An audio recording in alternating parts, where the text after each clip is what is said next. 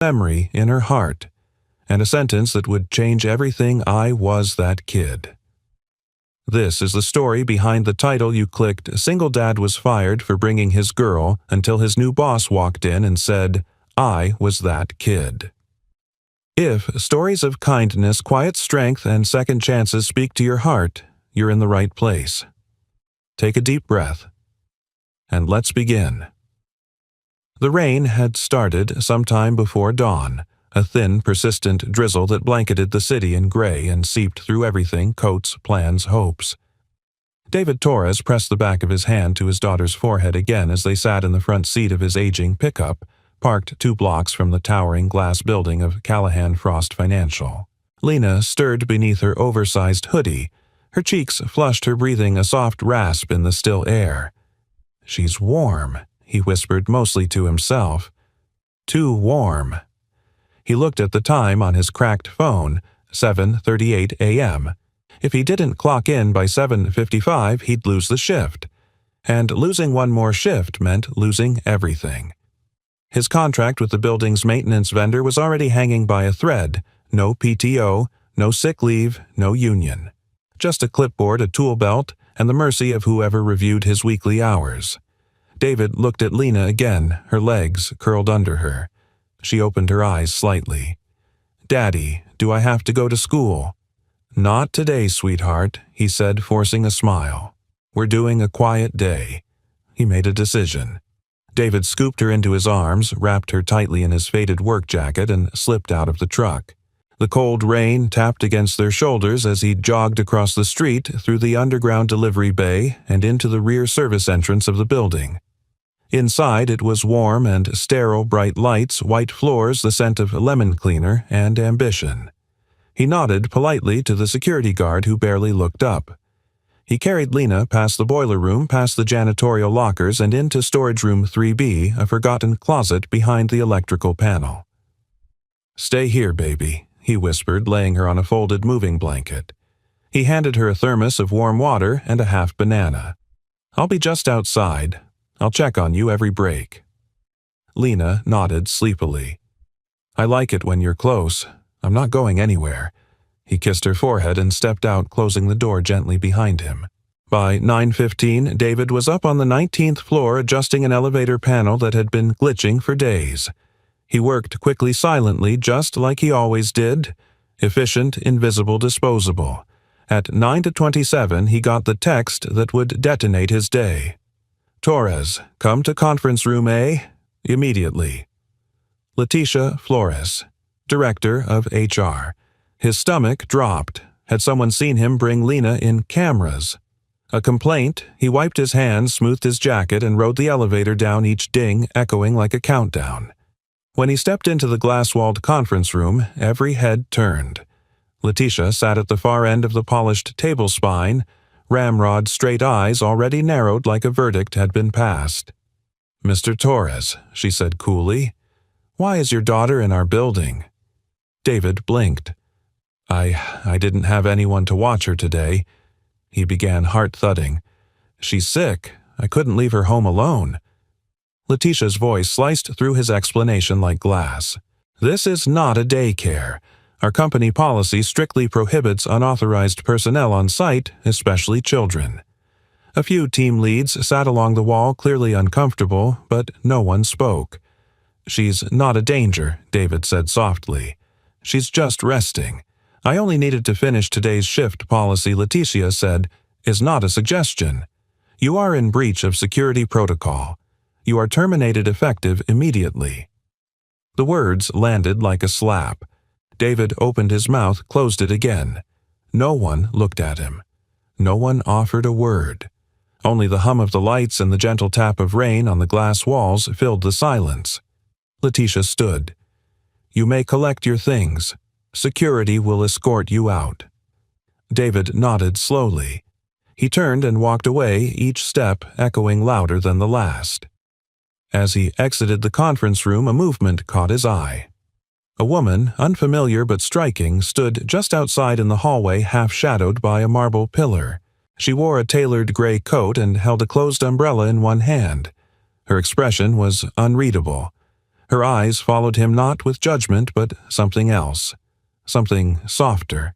She didn't say a word. David turned away and walked on.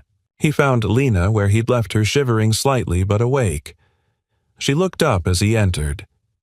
"Are we going now?" she asked, rubbing her eyes. David crouched beside her, nodding.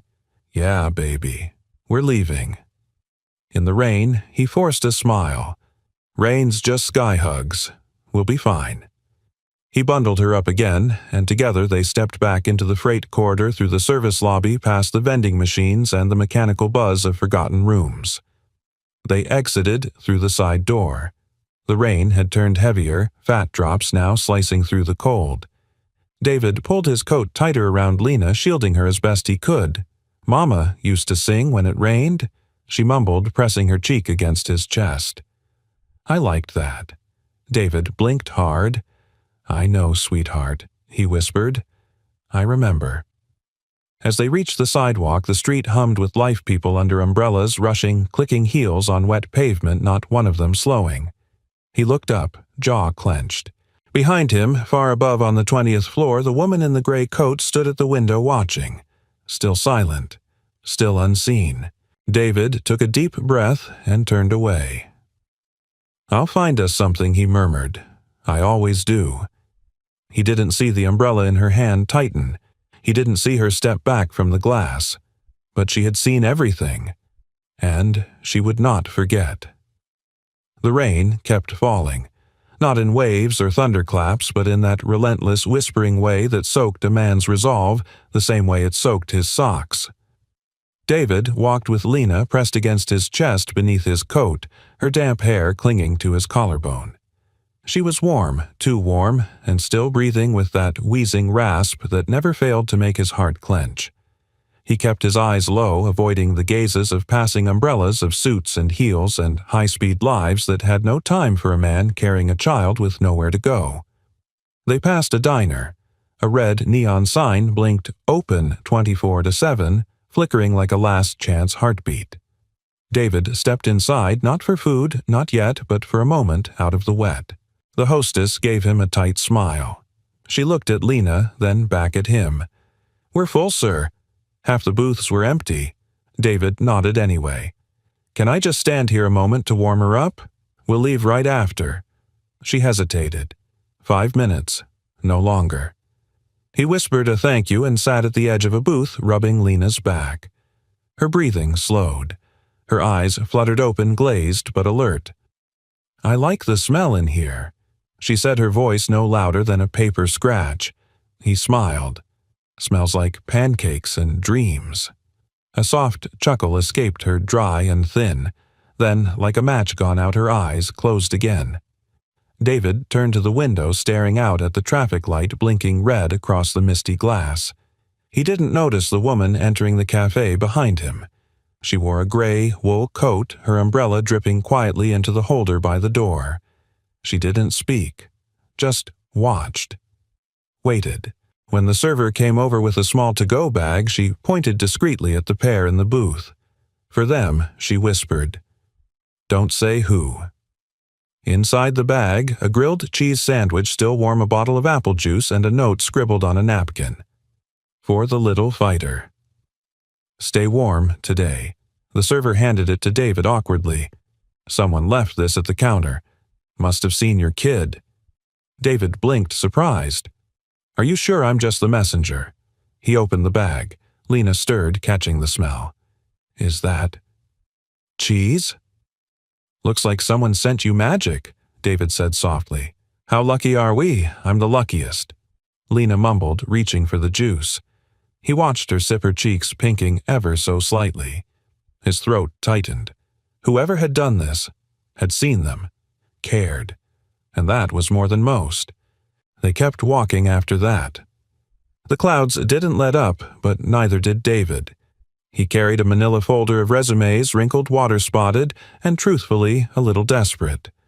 Each line in it told a story that no one seemed willing to read. Facilities maintenance. 3 years electrical troubleshooting. Certified team lead construction until 2020. But next to it in fine print on every form he filled, "Have you ever been terminated from a prior role?"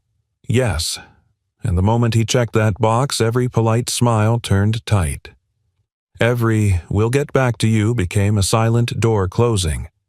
They walked to a gas station where he'd seen a hiring sign the week before. The manager took one look at his soggy coat, the sleeping child in his arms, and sighed. "I don't hire people with family baggage," he said plainly. No offense. David didn't respond, just nodded. Understood.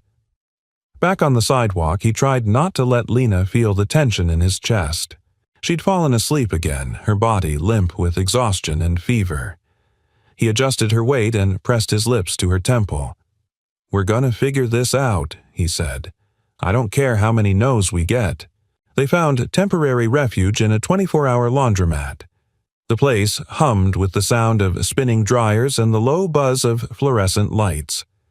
David placed Lena on a bench and tucked his coat over her like a blanket. He sat beside her, head in hands, listening to the rain hit the metal awning outside. Then he heard it, footsteps. Soft, deliberate. A woman passed by the window outside. He recognized her, or thought he did. It was hard to tell in the blur of motion and water. She didn't come in, just paused, looking through the glass at Lena at him, and then moved on. He stood up to follow, but hesitated. He couldn't leave Lena alone, and besides, why chase a stranger? He sat back down, and noticed something odd. Next to their bench on the small plastic table sat a box of tissues and a sealed bottle of children's cold medicine. David looked around. No one nearby. No sign of who'd left it. He picked it up. Brand new. Expiration date years ahead. He swallowed hard. An hour later, David found a shelter with a bench under a small overhang just off 3rd Street. He curled Lena into his lap, wrapping them both in what remained of his warmth. "I'm sorry," he whispered into her hair. "I should have figured this out by now." Lena stirred. Her voice was faint but clear. "I like being with you better than any place, Daddy." Tears blurred his vision. Above them, high in a corner office of a building with no name on the door, the woman from earlier stood with her arms crossed, looking down through rain-streaked glass. She hadn't planned on seeing them again. But now that she had, she couldn't unsee them. And in the girl's wheeze, in the father's stubborn silence. She heard her own past breathing back at her. By morning, the storm had passed, leaving behind streets slick with yesterday's pain and today's stubborn promise. David sat at the edge of a picnic bench behind a public library, spreading out damp resumes across a plastic sleeve he'd borrowed from the job center bulletin board. He used the last of his napkin stash to blot the corners dry. His eyes scanned the page again. It wasn't glamorous, it didn't pretend, but it was honest. David Torres, skilled technician. Bilingual English, Spanish. Punctual. No record. Father. That last word, father, wasn't on the resume, but it was in everything else. Behind him, Lena slept curled on the bench with her head resting on a folded sweater, still feverish, still wheezing softly. Her hair was matted in the back, her socks mismatched, but her tiny fingers still clutched a crumpled sketch of a house with windows and a chimney and 2 stick figures, one big one, small, both smiling. David looked over his shoulder just to be sure she was still breathing smoothly, then stood. He slipped 4 resumes into his backpack, zipped it shut, and walked 2 blocks to the nearest maintenance subcontractor's office. He rang the buzzer. A man in a ball cap opened the door and peered out. "Looking for work," David said quickly. "Any kind. Cleaning repair overnight. I've got experience license, too." The man took the paper, gave it one glance. "You worked for Rexton Facilities?" he asked, already beginning to fold it. 3 years, David said. "Fired last week. I brought my daughter to work. She was sick. No one to watch her." The man paused, frowned. "Yeah, that doesn't look great on a record. HR flags that sort of thing." David nodded. He wasn't surprised anymore. Just tired. The man sighed, handed the resume back. "Try Hartman Janitorial on the East Side. They sometimes take walk-ins. Good luck, man." He returned to the bench. Lena stirred as he sat, her voice a soft croak. "Did we get it?" David smiled gently. "Not this one." She nodded and curled in closer. "It's okay. We'll try the next." That simple trust undid him. He kissed the crown of her head, then reached for her inhaler. Nearly empty. They'd need a refill by tomorrow. He had $18 left. He stared across the parking lot toward the drugstore down the street. Behind it stood a narrow 2-story building with a cracked sign that read, Solunas Rivera, Cleaning Services. A paper sign was taped crookedly in the window. Now hiring night staff. No diploma required. David hesitated. He looked at Lena, then back at the sign. He stood. The inside smelled of bleach dust and faint lemon. A narrow desk stood near the door, manned by a young receptionist chewing gum and typing slowly on an ancient keyboard. "Application?" David asked. She reached under the desk, handed him a form. "Bathroom's down the hall if your kid needs it." David blinked. "She's not with me right now." She shrugged. "Most folks bring their kids here. It's fine long as they stay in the break room." Something in him eased. He sat on a plastic chair in the corner and began filling in the form. Name, David Torres Experience. 8 years electrical janitorial facilities. Previous employer, Rexton Facilities. Reason for leaving his pen hovered. He swallowed. Terminated brought child to sight. He filled it in slowly. Truth had its cost. But hiding hadn't done him much good either. He handed it in, thanked the girl, and walked back toward Lena. What he didn't see, behind a partially open office door on the second-floor mezzanine, a woman was watching. Again. She didn't flinch. She didn't speak. She just watched the man walk out into the daylight holding nothing but an empty water bottle and a quiet dignity that wrapped around him like armor. Later that afternoon, as David and Lena sat outside a convenience store sharing a warm bottle of Gatorade, his phone buzzed. He nearly dropped it. "Mr. Torres, this is Elena from Solunas Rivera. Are you available to start tomorrow?" His mouth opened, then closed. "Yes," he said. "Yes, absolutely." "There's something else," Elena continued. "We understand you may have your daughter with you at times. As long as she's in the break room and stays safe, that's allowed.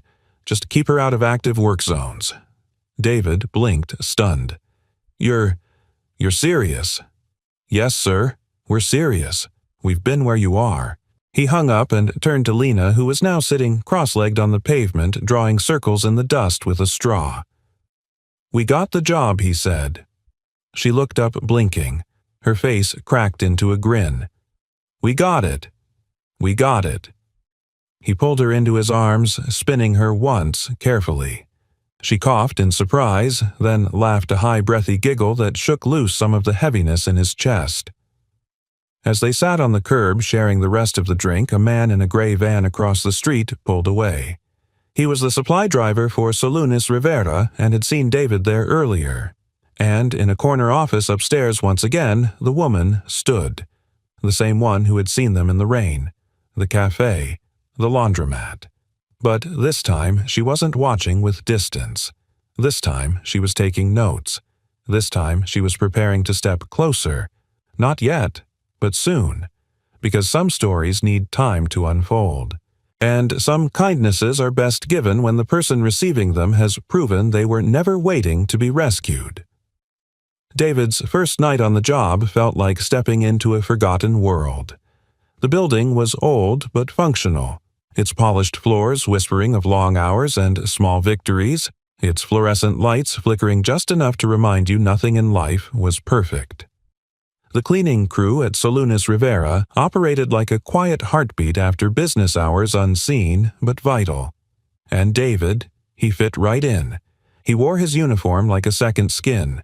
Blue work shirt, name tag slightly crooked dark slacks too loose around the waist. He'd lost weight over the past weeks, though he hadn't noticed until he saw himself in the break room mirror. Lena sat curled on a beanbag chair in the corner, nibbling crackers, her blanket tucked around her like a shield. A donated tablet played gentle cartoons at low volume.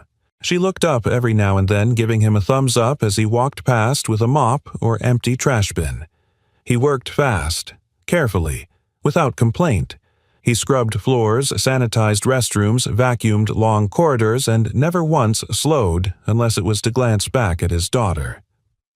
That night, around 10:45 p.m., something unusual happened. He was buffing the hallway tiles on the executive level of floor they were only occasionally assigned when he heard the unmistakable click of high heels echoing down the hallway. He looked up, startled. A woman in a dark gray pantsuit turned the corner. Tall, confident, her face unreadable but familiar. Too familiar. He recognized her not just from a single moment, but from several. The blurred glimpses outside the diner, the laundromat window, even a faint memory of her near the park weeks ago. She had been there just at the edges. She stopped a few feet from him. "You cleaned this floor already?" she asked, voice cool but not cold. "Just finishing up, ma'am," he replied, moving the buffer aside. She nodded. "I've seen you before." He froze. She didn't smile. Didn't soften. But she didn't look away either. "I'm Claire Hartwell," she said simply. "I oversee several of the companies we contract with." David's heart dropped. So this was someone important. Dangerous, maybe. The kind of person who had the power to give or take in a single sentence. "I hope everything's been satisfactory," he said carefully. Claire tilted her head. "You're not just a janitor." He blinked. "No, ma'am. Yes, I am. Right now I am." You weren't always," she said. "Your hands, your posture. You used to lead people. It wasn't a question." David nodded slowly. Facilities team lead, then a shift manager. Until... Well, I got fired. Her eyes narrowed slightly. "Why?" He hesitated, but something in her expression made him tell the truth. "My daughter had a fever. Daycare closed. No family. I brought her with me to work. I kept her safe. Didn't let her near any danger or equipment. But someone reported it, and they let you go. They didn't even ask why David said." His voice wasn't bitter, just worn. Policy's policy.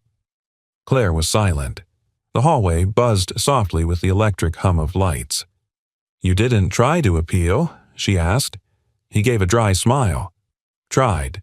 But HR didn't care. I didn't have a voice that mattered." Claire looked past him down the hallway, then back again. "You do now," she said quietly. David frowned. "I'm sorry," but she didn't explain. Instead, she turned and walked away, her heels echoing like punctuation. That weekend, David worked a double shift. Lena's fever had broken, but her cough lingered, and he was saving for her next pediatric visit.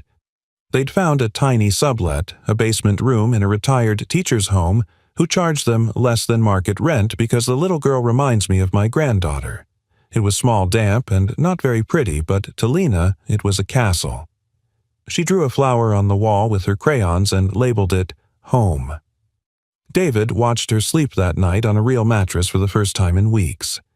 He didn't cry, but his hands trembled when he reached to adjust her blanket. Monday morning came with unexpected news.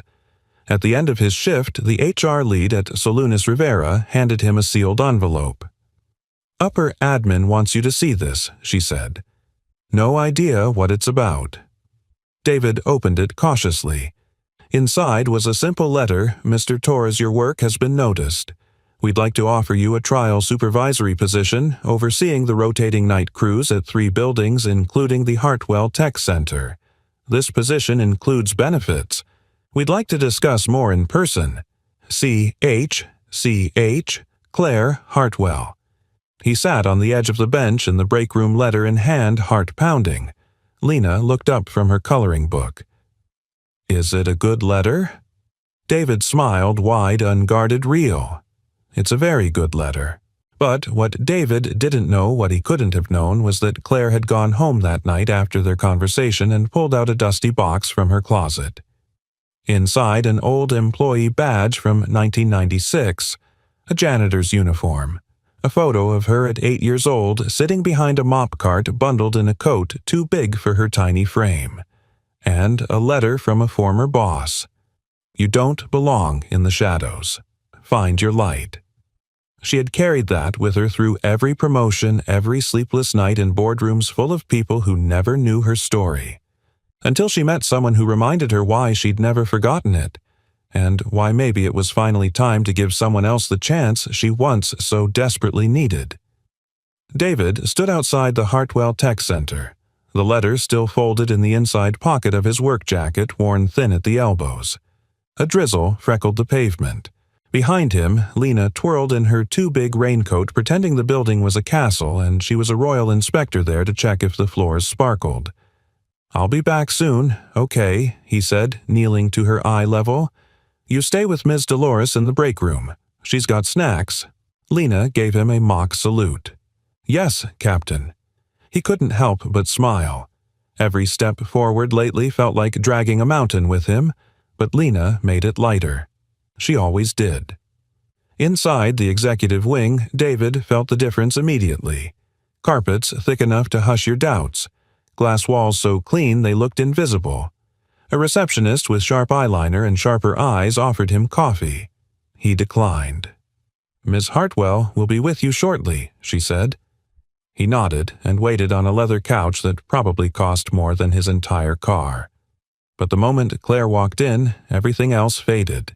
She didn't wear the intimidating suit today, just a navy blouse and slacks, no makeup, and a tired but genuine smile. She motioned for him to follow her into a quiet conference room. "Mr. Torres," she said, folding her arms gently. "Thank you for coming." Of course, David replied, still unsure whether to sit or stand. Claire gestured to the seat across from her. He sat. "I'm not going to bury the lead," she said. "You've been recommended by multiple staff for the open night crew supervisor position. That's not common. Most hires come from within."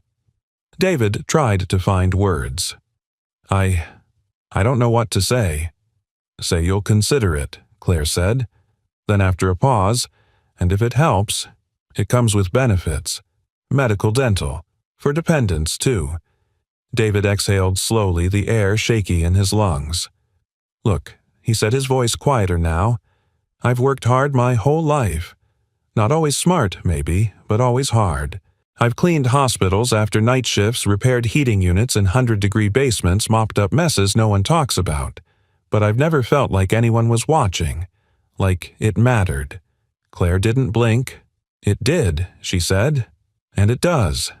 Then she reached under the table and slid over a red folder. Inside, neatly printed on cream paper, was a file labeled Torres David Observation and Recommendation Notes, initiated by Claire Hartwell. David stared at it. "You've been watching me?" he asked, not with fear, but confusion. "Not spying," Claire said. "Observing. Ever since that night outside Rexton. You probably didn't see me. I was leaving late. You were walking away with your daughter holding her like she was glass and lightning at once." David's throat tightened. Claire continued. "I followed you, not to interfere, just to remember. Because a long time ago, someone watched me walk home from a janitorial shift with my little brother asleep on my back. Someone believed in me before I could spell the word ambition, and I never got to pay that forward." David sat back in stunned silence. "You're offering me this job because I remind you of you?" he asked softly. Claire shook her head. "I'm offering it to you because you've earned it." The resemblance. "That's just the part that makes me need to." The room held its breath between them. "I won't let you down," David said. "I know."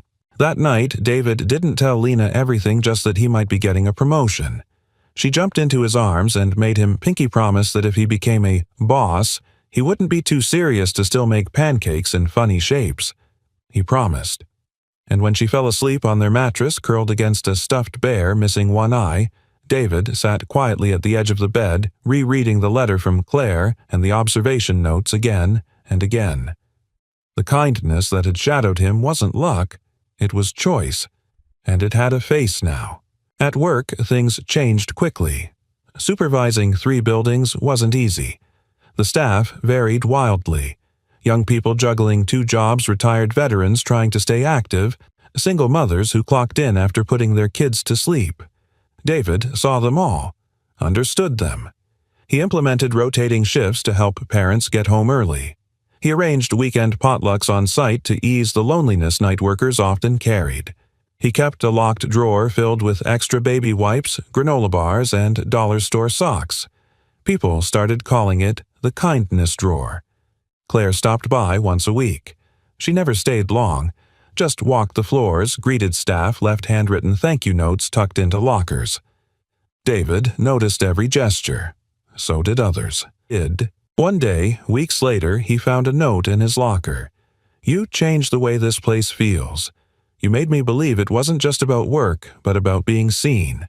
Thank you for giving us that." It wasn't signed. He didn't need it to be. Kindness didn't always wear a name tag. And sometimes the most powerful transformations start not with grand gestures, but with someone quietly noticing and then choosing not to walk away. David folded the note, carefully slipped it into the same red folder Claire had once given him. He labeled the folder, now Kindness File, and in it he started collecting more than papers. He collected every quiet reminder that even in a world that often looked away, someone watching with empathy can change everything. The first time David brought Lena to the main building after being officially promoted, she held his hand tighter than usual. The sun had just started rising behind the high-rises of downtown, casting long, gold-tipped shadows across the pavement. For the first time in weeks, the morning didn't feel like a finish line. It felt like a beginning. "Are we allowed to go in the front door now?" Lena whispered, eyeing the revolving glass entrance. David grinned. "Guess we are." As they walked inside, David noticed the receptionist, the same one who had once glanced at him like he didn't belong, now offering Lena a sticker with a warm smile. A butterfly. Lena placed it proudly on her tiny jacket. Claire was waiting near the elevator. She wasn't wearing a suit. Instead, a simple cardigan and dark jeans made her look less like an executive and more like someone's thoughtful older sister. The look on her face when she saw Lena was the softest David had ever seen from her.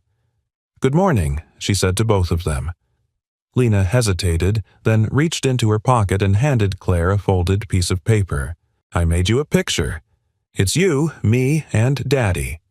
You're smiling." Claire unfolded it, 3 stick figures all holding hands under what looked like a huge yellow sun and a tall building with a heart on top. Claire blinked quickly, then smiled. "Thank you, Lena. This is perfect." She crouched beside the girl and whispered something David couldn't hear. Lena nodded solemnly, then skipped off toward the break room, humming. Claire rose. "She's beautiful. She's my whole world," David said, watching her go. There was a pause before Claire spoke again. "You know, we don't often get a chance to rewrite the stories we come from. But sometimes life gives us a pen again." David nodded slowly. And a clean page.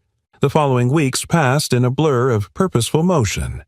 David dove into the role with quiet determination, building bridges between departments, listening more than he spoke, and always leading by example. He wasn't trying to climb any ladder, he just wanted to make the floor solid for others to stand on. One afternoon, he found a newer janitor, Michael, barely 19, asleep beside a supply closet, clearly exhausted. David didn't yell. Instead, he sat down beside him and asked him what was going on. Michael's eyes welled up. "My mom's in chemo. I'm working nights here and delivering food during the day. I'm trying, but I'm so tired." David helped adjust his schedule to something humane, started a quiet donation pool among the staff, and gave the boy a ride home when he didn't have one. It wasn't charity. It was what someone once did for him in their own way. And in the background of it all, Claire kept appearing. Always just when he didn't expect her, offering a cup of coffee, dropping by with notes, sometimes just watching from the back during a staff meeting. She never brought up her past. Never explained more. But one Friday night, everything shifted. It started with a phone call. David was finishing paperwork when the security desk rang through. "Mr. Torres, there's a woman asking for you. Says it's personal." Confused, David made his way down and found Claire standing by the lobby window staring out into the rain. She looked different. Vulnerable, somehow. "I didn't know where else to go," she said. David walked closer. "Are you okay?" Claire didn't answer right away. She stared out at the storm for another moment before turning to face him. "My father was a janitor," she said, "single parent. We used to clean office buildings just like this at night. I did homework in the supply closets. Ate dinner from vending machines.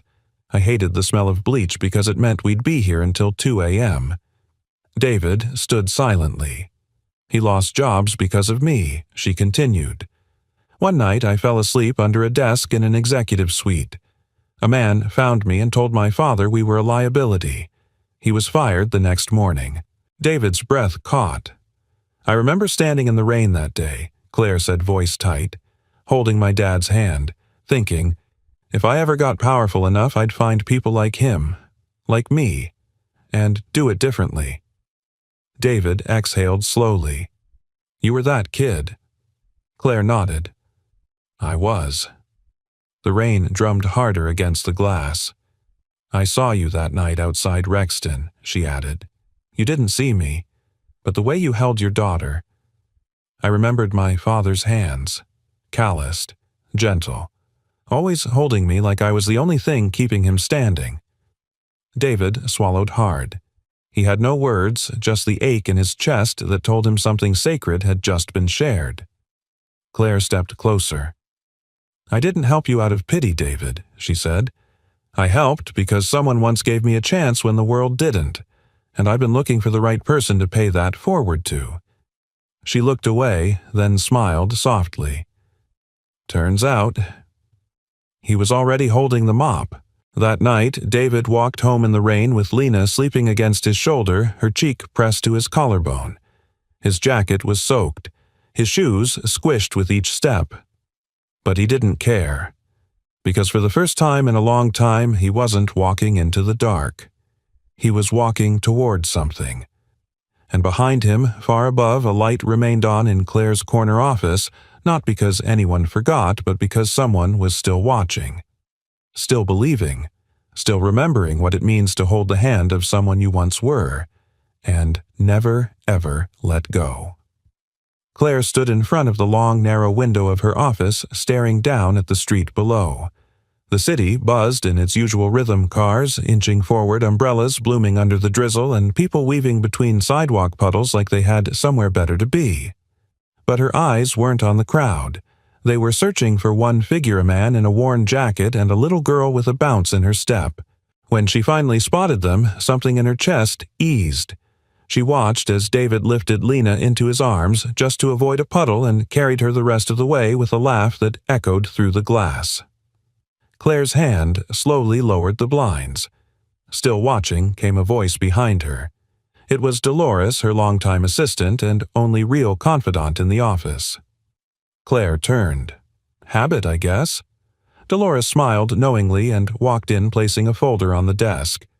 "This is more than habit, Claire." Claire didn't answer. She sat, glancing down at the folder Community Programs Internal Staff Uplift Proposal. The draft David had worked on after hours, building on his idea to formalize support systems for night shift employees, rotating childcare hours, food assistance referrals, even optional mentorships. "What do you see in him?" Dolores asked gently. Claire looked up. "Everything I once needed." Dolores paused. "You ever think he might need more than just a professional opportunity?" Claire's gaze dropped to the folder again. Her voice softened. "I think he needs someone who doesn't walk away." Downstairs, David moved through the janitorial wing like someone who finally knew where he belonged. He checked timesheets, replaced a faulty supply scanner, and even fixed a broken coffee machine with a paperclip and a prayer. He didn't know why Claire's confession had stayed with him so deeply. But every time he looked at her now, he didn't just see the CEO who had offered him a job. He saw the girl who had once stood in the rain holding her father's hand and built an empire from that memory. But something inside him kept whispering, "Don't get too close." It wasn't fear. It was survival. He'd spent so many years making sure Lena had everything she needed, even when that meant keeping the world out. Love was a luxury. Trust was a risk. But then Claire had looked at him not like a boss, not like a benefactor, but like an equal, a kindred soul. And David didn't know what to do with that. Later that night, after Lena had gone to bed, snuggled into her blanket fort with her drawing book and a flashlight, David sat at the kitchen table staring at the proposal he'd written. His handwriting was still rough around the edges, but the ideas were solid, real, needed. He glanced across the room where Lena's backpack lay open, crayons spilling out like confetti. One drawing caught his eye. 3 figures again, this time under a tree. The same 3 stick people, but this time Claire had a crown. David chuckled under his breath. She was royalty to Lena the Queen, who saved their castle. And maybe, just maybe, something more to him too. The next morning, David arrived at work early to finalize logistics for a Saturday cleanup event he'd volunteered to organize, a way to get staff involved with the community while earning bonus hours. But when he reached the bulletin board, something stopped him cold. Pinned there under the event flyer was a smaller sheet of paper. Typed, clean, quiet. Meet me on the rooftop at 6:15 p.m. C.H. His stomach flipped. At 6:13 he was already waiting, heart-racing hands jammed into his coat pockets. The rooftop was quiet, a small urban garden nestled behind solar panels and HVAC units, one of those hidden perks executives never talked about. Claire arrived 2 minutes later, hair pulled back, coat flaring behind her in the soft evening wind. She didn't speak right away. Instead, she walked to the railing and looked out. David joined her in silence. Then, softly, she asked, "What's the scariest thing you've had to face as a father?" David didn't hesitate. Failing her. Claire nodded slowly. Same. He turned to her, confused. "My brother," she said. "I raised him after our father died. He was 12. I was barely out of college. I wasn't ready, but I had no choice."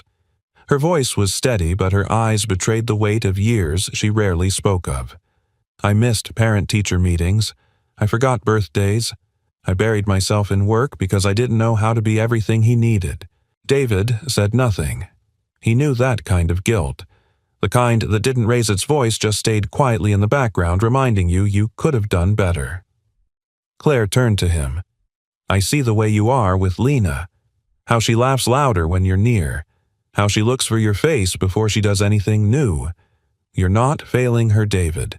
You're giving her a story she'll carry into every room she ever walks into." David's throat tightened. And then she stepped closer. "I'm not asking for anything from you," she said. "Not out of gratitude. Not because I offered you a job. But if there's space in your life, not just as a father or as an employee, but as a man, I'd like to stand in that space."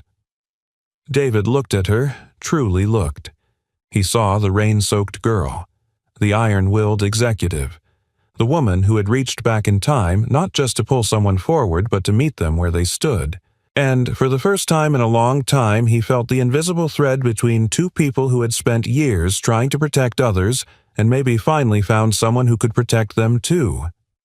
He didn't answer with words, just reached out and gently took her hand. And for once, neither of them had to be strong alone. The following Monday began like any other. Lena had insisted on wearing her lucky shoes, a pair of pink sneakers that lit up when she walked. David chuckled as he knelt to tie the laces. "You know you're going to blind someone in the elevator, right?" She grinned. "Then they'll be happy. Lights make people smile." He couldn't argue with that logic. At work, Claire was already in motion, navigating a gauntlet of meetings and internal strategy sessions. She wore that usual poise of hers, but there was a softness under it now, like someone walking through the world, not just thinking about numbers, but about hearts. She glanced out the window more than once that morning, and each time she hoped the man with the warm eyes and quiet strength would glance up too. At 10:47 a.m. everything changed. A fire alarm blared from the east wing of the building. People spilled from conference rooms and cubicles confused but not panicked. Protocol was followed: orderly exits, head counts, safety checks. David had been on the third floor inspecting new mop inventory when he heard the alert. Within seconds, he'd slung his radio over his shoulder and moved toward the stairwell. By the time he reached the second-floor hallway, the smoke detectors had gone off and a shrill cry rose above the din. A child's cry. He knew instantly. Lena. Backtracking through the thinning hallway, he found her near the admin daycare center, pressed against the wall, eyes wide with fear. The daycare staff had already evacuated, but somehow Lena had darted back in looking for her crayon box. "Daddy," she cried, arms outstretched. Without a word, he scooped her up and shielded her face with his jacket. Smoke was beginning to creep from one of the side storage rooms, just a wiring short, he guessed, but enough to cloud vision and panic the senses. He moved quickly, years of janitorial familiarity guiding his steps, knowing which hallways dead-ended and which ones doubled as emergency exits. When he burst through the east stairwell, Lena clinging to him like a koala, a wave of relief swept over him until he heard a voice yell from above. "There's still someone on 5." Instinct kicked in. David passed Lena to a waiting security officer and turned back without hesitation. The building's upper floors weren't in flames yet, but every second counted. Claire had been coordinating with emergency response teams outside when she saw David disappear back into the building. "No," she shouted, but it was too late. People saw her expression change. The calm corporate executive now looked like someone whose entire world had just walked back into danger. 15 minutes crawled by, then 20. A few smoke-touched employees stumbled out, a shaken intern, a coughing maintenance worker, but no David. Claire stood frozen. Every memory, every quiet moment they'd shared replayed in her mind like still frames from a reel that might end too soon. And then the doors burst open. David emerged, soot-streaked shirt torn at the shoulder, carrying an older employee, Janine, the accounts payable lead, in his arms. The crowd gasped. Claire didn't. She exhaled finally, and her hand went to her mouth, eyes filling. He laid Janine gently on the paramedic stretcher and turned, expecting silence. Instead, the crowd applauded. It wasn't loud, it wasn't orchestrated, but it was real. That afternoon, the office buzzed in a way it hadn't in years. No one was talking about deadlines or stock options. They were talking about the janitor who ran back into a building for someone who wasn't his daughter, someone he barely knew. They were talking about David Torres. By 3 p.m., someone had posted a photo of the moment he carried Janine out, snapped by an intern.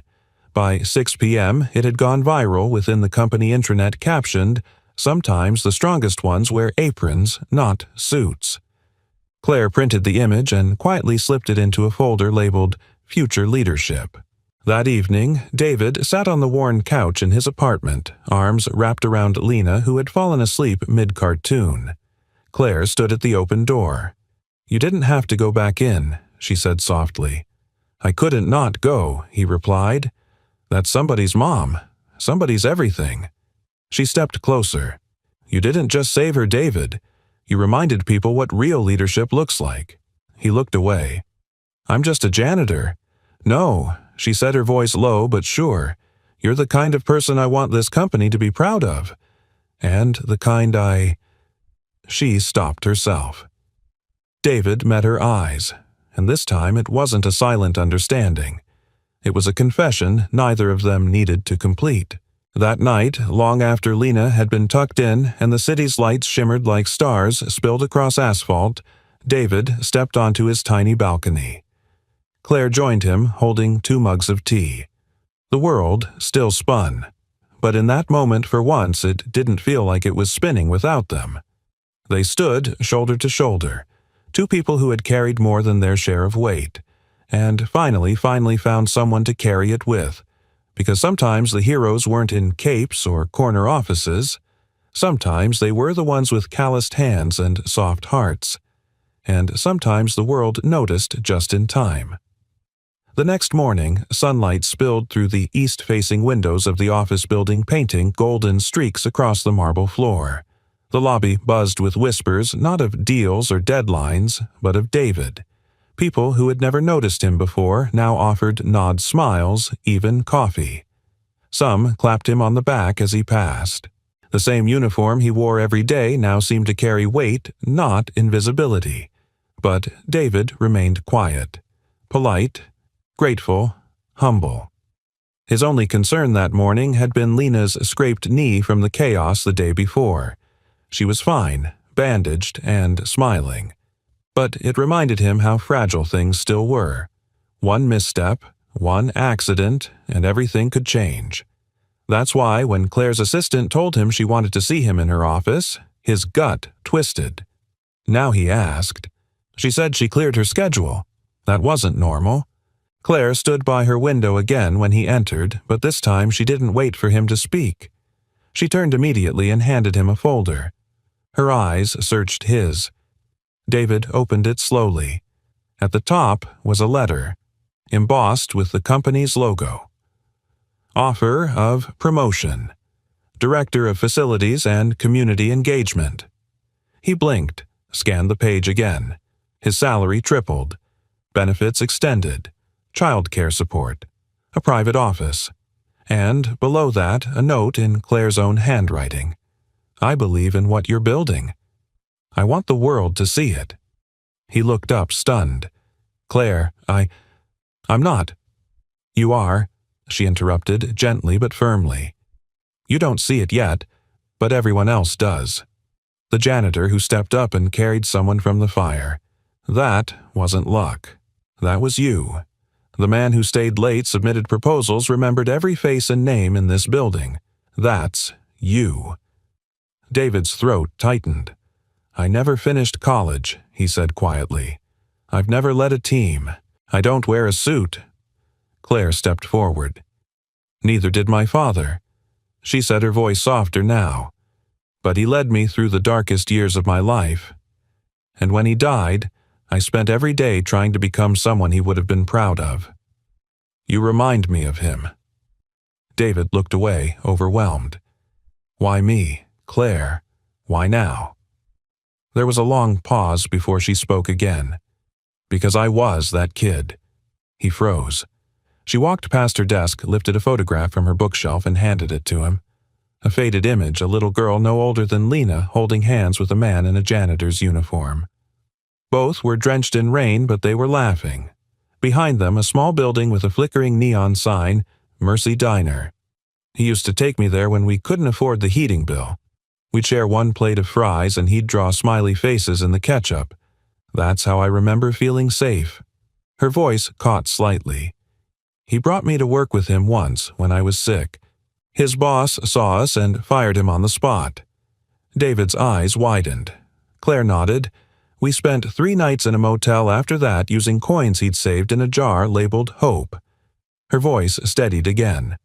When I saw you that day carrying Lena rushing to explain yourself to security, I didn't see an employee. I saw him. I saw me.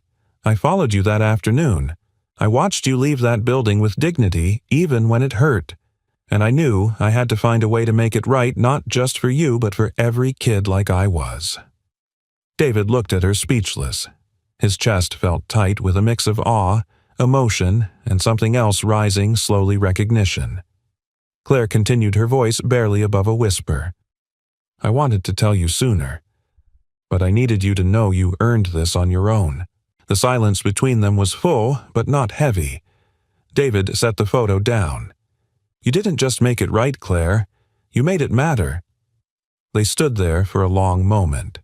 No titles, no walls, just 2 souls who'd carried pain in different shapes and had somehow met in the middle. Then Claire smiled gently. So, Director Torres, shall we change a few things together? He chuckled softly. Only if I get to bring my tool belt. That night, David sat with Lena on the edge of her bed. She was coloring again this time with new markers Claire had sent as a surprise.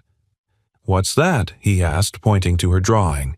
She held it up proudly. A picture of their apartment, but brighter. Flowers in the window. 3 stick figures again, her David. And Claire now holding both their hands. "She's happy," Lena said as if narrating for a stranger. "Because she's not alone anymore." David kissed the top of her head. "Neither are we, sweetheart." Across town, Claire stood on her own balcony staring at the stars. For the first time in years, she felt like her father would be proud not just of what she'd built, but of how she was building it now. Her phone buzzed, a message from David. "Thank you. For everything. For seeing us." She typed back slowly, carefully. "I didn't just see you. I recognized you." She paused, then added, "And I'm not walking away." In the stillness of the night, something shifted, not loudly, not dramatically, but with the quiet certainty of healing beginning to take root. A janitor no more. A girl no longer waiting. A company about to be led not just by strategy, but by compassion. And at the center of it all, one man, one child, and one woman who had once been that kid, who now held the power to rewrite what dignity and leadership looked like together. The day David officially started as Director of Facilities and Community Engagement. He arrived in the same uniform he'd worn for the past 3 years, creased khakis, steel-toed boots, and a plain button-down shirt. But something in his posture had shifted. His shoulders were straighter, his steps quieter but more certain. He wasn't there to play a part. He was there to be one. Claire met him by the elevator on the executive floor. No grand announcement, no staged photo op, just a quiet nod and a smile that said, "This is exactly where you're meant to be." "You sure about this title?" David had asked her once. "It's a mouthful." Claire had smiled. "You're not just running facilities anymore, David. You're rebuilding how people feel when they walk through those doors." By noon, the shift had already begun. He sat in on a departmental meeting where junior staff actually spoke voices, trembling at first, then growing stronger as he nodded and jotted notes. When someone brought up a broken AC vent that had been ignored for months, he didn't deflect. He pulled out his phone, typed it into a work order system, and said, "We'll handle this by end of day. You have my word." A stunned silence, then applause. Not because the AC would be fixed, but because someone listened. Later that week, David launched a new initiative, Humans First. A series of employee-led lunches, anonymous feedback boxes, and monthly spotlight stories to highlight overlooked team members, cafeteria staff, security guards, mailroom workers. It was Claire's idea originally, but it was David who brought it to life. He called the first meeting himself, inviting a dozen employees from across departments. At the center of the table sat Lena's old teddy bear dressed in a tiny paper name tag, Hope. The room chuckled, but they also listened. And for the first time in years, people looked at each other not through titles but through stories. David's transformation didn't come without challenges. Some executives raised eyebrows behind closed doors. A janitor in a leadership meeting. Does he even have a college degree? Is this diversity, or just pity in disguise? Claire shut it down. In one boardroom during a particularly tense quarterly review, an older VP questioned David's qualifications. Claire leaned forward, locking eyes with the man. "Tell me," she said coolly, "when was the last time you carried someone out of a burning building?" The room fell silent. David didn't gloat. He never had. He simply leaned in and said, "I'm not here to impress anyone. I'm here to make sure the next person who walks in with a dream doesn't leave feeling invisible." That was the moment the tide turned. Outside the office, life changed too. Lena thrived in her new school. She had friends, now art supplies that weren't shared from a public bin, and teachers who called her bright, not behind. David picked her up every day at 3:15 sharp, sometimes with a smoothie, sometimes with news about a leaky pipe he'd fixed, but always with a smile. Claire came by some afternoons, usually with a second smoothie, and Lena, without asking, always offered her the first sip. One Friday evening, David invited Claire and her assistant to dinner at a small restaurant tucked between two laundromats. It wasn't fancy, but it was theirs. A place Lena called Our Victory Spot. They ordered fries, shared stories, and laughed over spilled ketchup. Then Lena, ever observant, turned to Claire and said, You don't wear heels when you're with us." Claire looked down at her simple flats, then back at the little girl. "Guess I don't need them here," she said. David chuckled. "She's got a way of stripping down your walls." Claire's eyes met his. "I think that's exactly what I needed." Later that night, as David walked Claire to her car, the air warm, and still he paused. "You know," he said, voice low, "I used to think love was for people who had time for it, who didn't have to worry about rent or lunch money, or if their kid would get teased for second-hand shoes." Claire turned slowly, and now he exhaled. "Now I think maybe love is for the ones who never stopped showing up anyway." She stepped closer, even if they're covered in mop water and drywall dust. He grinned, especially then. They didn't kiss, not yet, but as she reached for his hand and he let her, something quieter, deeper passed between them. Respect, recognition, and hope. Back at home, Lena had left a drawing on the fridge.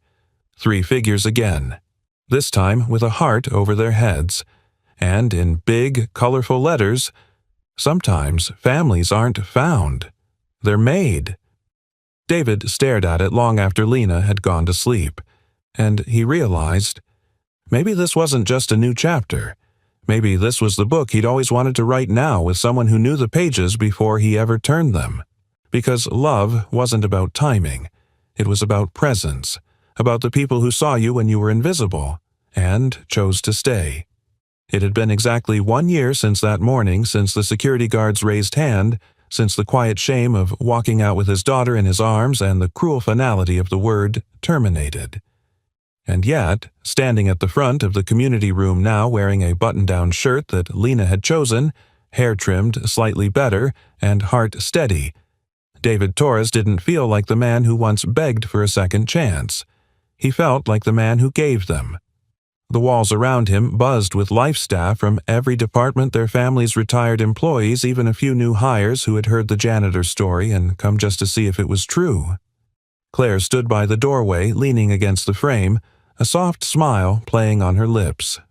Lena sat cross-legged in the front row, a paper sign taped to her chest that read, "My dad's the boss, and my hero." The room quieted as David stepped to the small podium. No mic, no teleprompter, just a simple note card in his hand and a heart too full to hide. He cleared his throat. "I'm not gonna lie. I've stood in this building soaked in rain, covered in bleach once with gum on my shoe and once with a sandwich stuck in my back pocket. But today I stand in gratitude." Laughter rippled softly. David glanced at Claire. Her eyes were on him, steady, proud. "I used to believe that people like me didn't belong in places like this. That once the world labels you maintenance or just a dad, you keep your head down and stay out of the way. But then something happened. Something small. Something big. All at once." He looked toward Lena. "Someone believed in me." His voice cracked just enough to make every person in the room lean forward. "I wasn't given this role because I wore the right tie or had the perfect resume. I was given it because someone saw the kind of leader who doesn't leave, who stays when the hallway floods, who shows up after they're told not to, who holds a child's hand tighter when everything's falling apart." He folded the card and put it in his pocket. "And today, if I can leave you with anything, it's this: we all carry keys. Not just to open doors for ourselves, but to unlock someone else's future. You may never know the weight a smile lifts, or how far a kind word carries. But believe me, sometimes that's the miracle." The silence that followed wasn't empty. It was full of hearts opening, of walls falling, of seeds being planted. Claire was the first to stand. The room followed one by one until everyone was on their feet. No music played, no confetti dropped. But it didn't need to. This was a standing ovation, not for a title, but for a life rebuilt one choice at a time. That night, David and Claire sat outside the modest brownstone he now called home, one he'd bought with his first bonus, not because it was flashy, but because it had a porch where Lena could paint sunsets. The summer air was soft, filled with fireflies and the faint hum of distant laughter from neighboring yards. Claire held a glass of sweet tea in one hand, her other wrapped around David's. He broke the silence first. "Do you ever think about that day? The fire alarm, the chaos security pushing me out." She nodded slowly. "I think about what would have happened if I'd walked away." He looked at her. "But you didn't." "No," she said gently, "because I knew what it felt like to be you, and I knew what it meant to be seen." They were quiet a moment more. Then she leaned her head on his shoulder. "David, I think I love your daughter's drawings more than any painting I've ever bought." He smiled. "That's good, because there's a whole stack of family portraits she's planning to hang in your apartment." Claire chuckled softly. "She already assigned me a favorite color and a superhero nickname. She told me, David said, 'You're Captain Calm.'"